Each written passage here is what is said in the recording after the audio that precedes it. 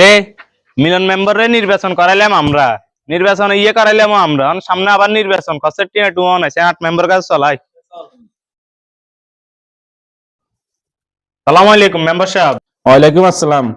অপু কিছু কইবি না, তোরা বেগুন যে একসাথে আইসত। ভাই কথা তো একার কইতাম, সামনে তো নির্বাচন, আল্লাহ বাঁচাইলে গতবারও নির্বাচন করছি, আপনি মেম্বার হয়ে গেছেন, এবারও নির্বাচন করবেন, মেম্বার হয়ে যাবেন, কোনো সমস্যা নেই, বুঝেন না? অন হোলাইনি কোন আইছে কষ্ট বছর টিয়া টুয়ো নেই, আপনার কাছে আইলে মারি, আবার তো সামনে নির্বাচন, আমরা আছি, সমস্যা নেই। অপু এদিকে আয়, হ্যাঁ মেম্বার সাহেব কোন।